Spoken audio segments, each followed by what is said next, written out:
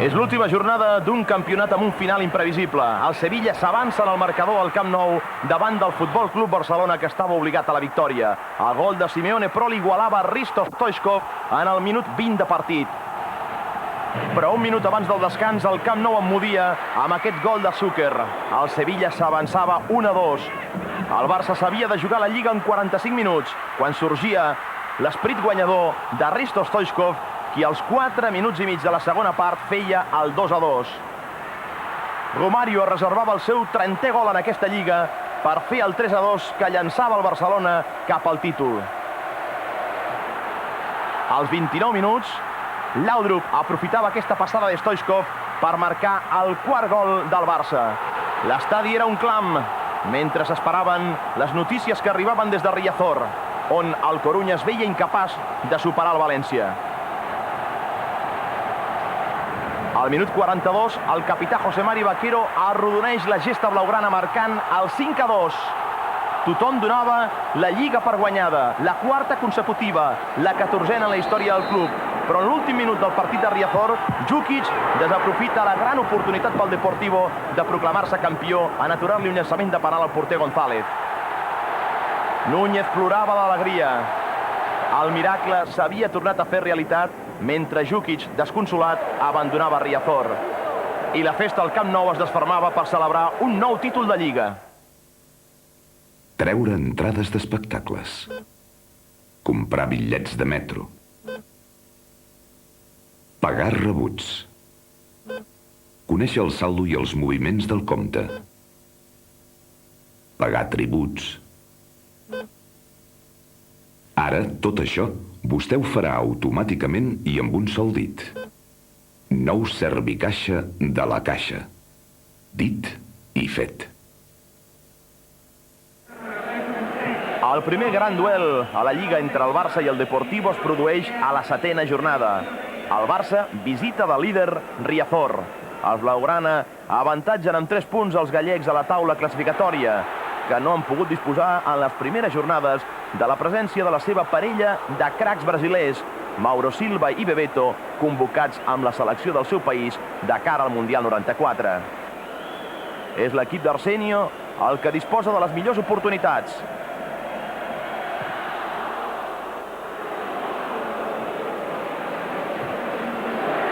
I a la segona part, una jugada per la banda esquerra de Fran permetrà a Bebeto als 7 minuts marcar l'únic gol del partit. Era el primer gol a la Lliga del Pichichi de la temporada anterior. El Deportivo tornava, com l'any passat, a derrotar el Barça a Riazor.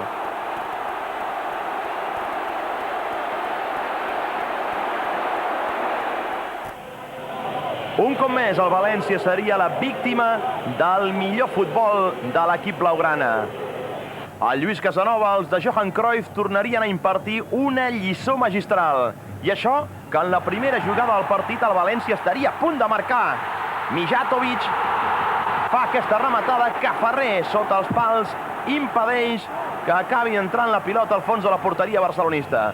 Als 30 minuts arriba el primer gol, jugada per la banda dreta de Hristo Stoichkov, que en una centrada xut enganya Sempere i marca l'1-0.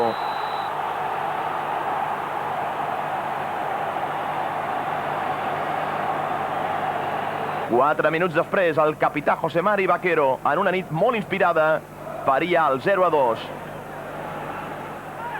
La deixada de Romario i la rematada inapel·lable del capità blaugrana.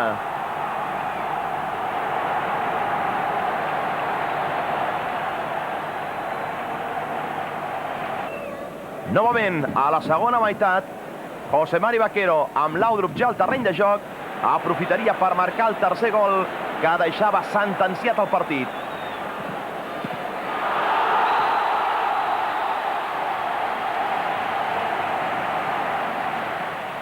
L'anècdota la protagonitzava el defensa Camarasa en els últims minuts, quan havia de substituir sota els pals a l'expulsat Sempere. Koeman transformaria el llançament de penal provocat per Romario, deixant el resultat final en 0-4. Però si aquesta Lliga serà recordada per un partit, aquest és indubtablement el del 5-0 del Barcelona davant del Real Madrid. En un festival de Romario de Sousa, autor de 3 gols. Aquest seria el primer, després de trencar la cintura del seu marcador, Rafa Alcorta. Minut 2 de la segona meitat. Canonada de Koeman al fons de la porteria madridista.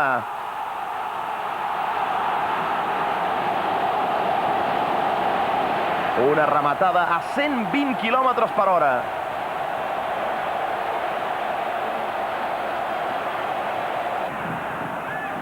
El tercer gol, obra de Romario, aprofitant la deixada en assistència de Nadal. El Camp Nou embogia davant del Festival Blaugrana. El tercer gol del brasiler arribava al minut 81. Després d'aquesta jugada de Laudrup que deixa en safata de plata el gol per Romario. Celebrat d'aquesta manera pel brasiler i pel seu company Hristo Stoichkov a la banqueta. L'últim gol el firmaria l'asturià Iván Iglesias. El servei en profunditat de Romario i la pilota al fons de la porteria madridista. El Barça tornava a aconseguir una altra pentagolejada màgica. 20 anys després, del 0-5 al Bernabéu. Va ser una mà de gols. El ser o no ser del Barça en aquesta Lliga es produïa a la 26a jornada amb la visita del Deportivo al Camp Nou amb 6 punts d'avantatge. Els barcelonistes, però, no perdonarien l'equip d'Arsenio Iglesias i el tornarien a derrotar per 3-0. Hem vist el primer gol de Hristo Stoichkov. La gran novetat en l'equip barcelonista va ser la presència sota els pals de Carles Busquets, substituint el sancionat Zubizarreta. El segon gol arribaria a les acaballes de la primera part amb aquesta rematada al fons de la porteria de Romario. I el tercer gol, obra de Michael Laudrup, que rep la passada de Romario i bat perfectament la sortida de Liaño. Però per molts el partit de l'any va ser indubtablement el duel entre el Barcelona i l'Atlètic de Madrid al Camp Nou. Amb aquest primer gol de vaselina de Romario, aplaudit per un altre gran campió, Epi. Però poc duraria l'alegria perquè l'Atlètic de Madrid empatava als 21 minuts en transformar a Pedro un penal comès per Koeman sobre Kosecki. Amb les expulsions de Vizcaíno i de Koeman, tots els equips es quedaven amb 10 jugadors i l'Atlètic de Madrid aprofitava aquesta jugada de contraatac per avançar-se en el marcador amb un gol d'oportunisme de Manolo. Però 5 minuts després, en un llançament de falta, Stoichkov faria l'empat a 2. I quan tot feia pensar que el descans arribaria amb aquest resultat, Caminero, als 45 minuts, tornava a avançar l'Atlètic de Madrid. La reacció barcelonista a la segona meitat seria memorable. Romario faria el 3-3. El golejador brasiler i el Camp Nou embogien. I 9 minuts després, al 74, l'escapada de Romario acabaria amb la pilota al fons de la porteria de l'Atlètic per quarta vegada. El Barça, quan semblava impossible, s'avançava en el marcador. I perquè la victòria no es pogués discutir, arribava el 5è gol. Obra de Stoichkov després d'una gran jugada de Romario. Als 80 minuts de partit. En la penúltima jornada del campionat, el Barça visita el Santiago Bernabéu, obligat a aconseguir la victòria si vol mantenir intactes les seves aspiracions d'aconseguir per quarta vegada el títol de Lliga. Enmig d'un ambient hostil, el Barça avisa de les seves intencions, amb un llançament impressionant de Koeman als 2 minuts de partit.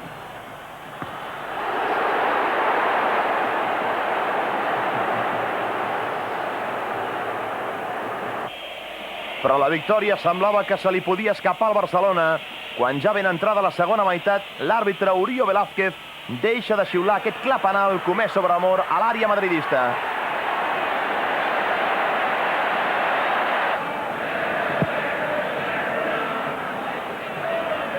I precisament seria Guillermo Amor l'autor del gol de la victòria barcelonista als 32 minuts de partit.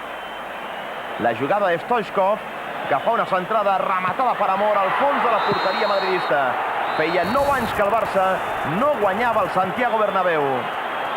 I Cruyff ho aconseguia per primera vegada assegut a la banqueta barcelonista. I perquè el partit tingués tots els ingredients d'un gran derbi, no hi podia faltar la tangana.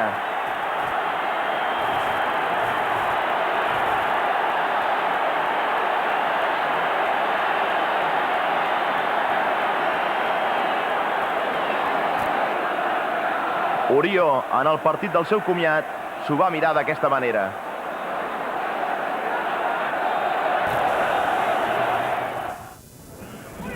Si hi ha un equip en aquesta lliga que s'ha guanyat el qualificatiu de matagegants, aquest és indubtablement la Unió Esportiva de Lleida, que aconseguia el nou Anoeta la primera victòria de la temporada.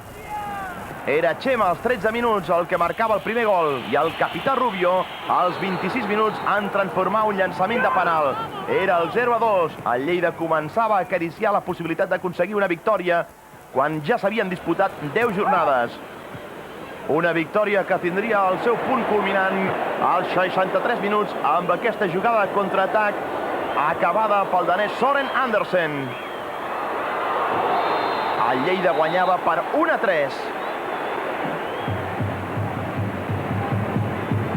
Però la gran campanada la donaria el Lleida en la seva visita al Camp Nou. Era un 20 de novembre, quan el lateral Jaime, quedant 3 minuts pel final del partit, marcaria l'únic gol del partit, el més important de la història del Lleida. L'equip de Mané guanyava el Camp Nou.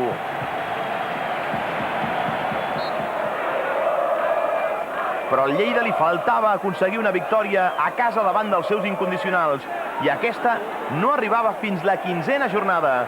La víctima, el Valladolid, i l'autor de l'històric gol, Sergi Parés.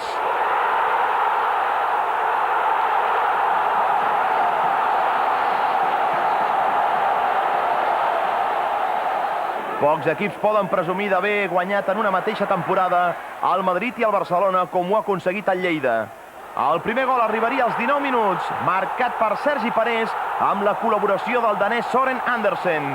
Però 2 minuts després el Madrid empatava amb un xut de Fernando Hierro.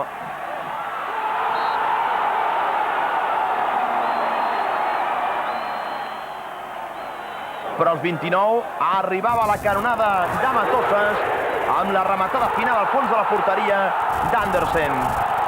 La terra ferma embogia. El Valladolid seria el gran rival del Lleida en la lluita per evitar el descens. Els castellans caurien 2 vegades derrotats davant de l'equip de Mané. El nou Zorrilla Aguilar firmaria el primer gol de l'equip lleidatà. Era el minut 35 de la primera meitat. I ja en temps de descompte, Milinkovic acabaria fent el 0-2. Protagonitzant els jugadors del Lleida aquesta curiosa celebració.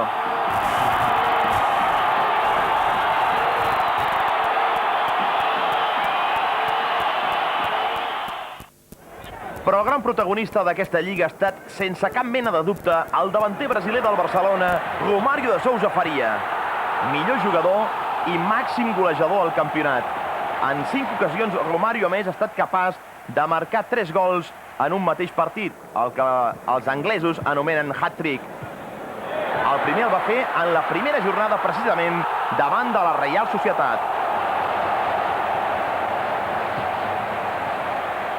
Aquest seria el tercer, aprofitant aquesta passada de Pep Guardiola i enlairant la pilota davant de la sortida del porter Alberto.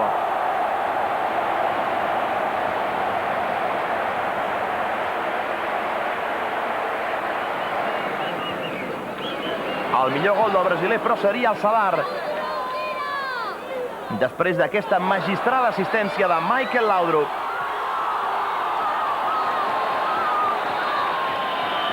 Un hat-trick inútil per Romário seria el del Vicente Calderón, ja que els seus 3 gols no van poder evitar la derrota barcelonista davant de l'Atlètic de Madrid.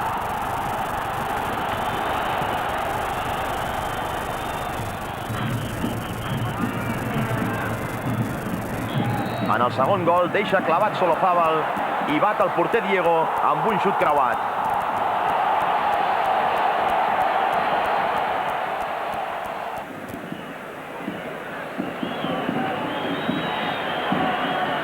El tercer és després d'una passada en profunditat de Laudrup.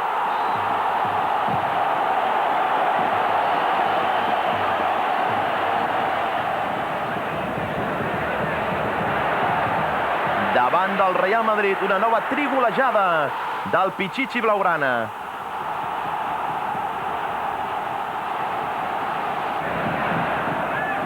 El segon gol, amb l'assistència de Nadal.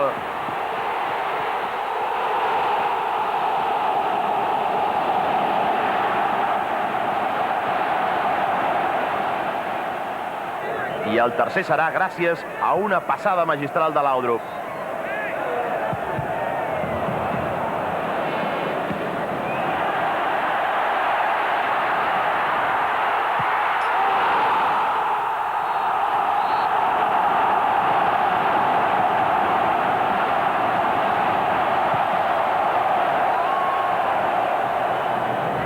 L'Osasuna de Pamplona encaixaria la golejada més important de la temporada. 8-1 a favor del Barça amb 3 gols de Romario. Aquest és el primer.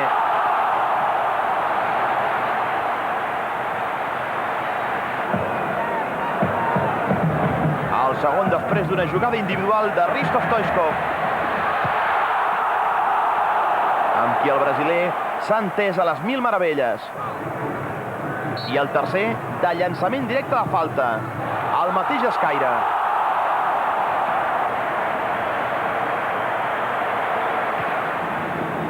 Novament l'Atlètic de Madrid seria la víctima dels gols de Romario. Sensacional vaselina. Jugada de Stoichkov amb la passada de la mort que aprofita Romario.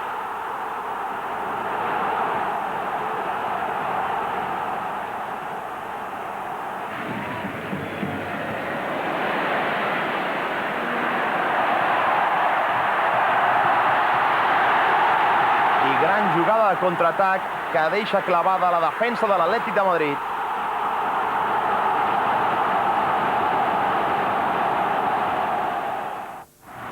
El brasiler es va reservar el seu gol 30 per l'última jornada contra el Sevilla. Un gol que duia el Barça a conquerir un nou títol, una Superliga.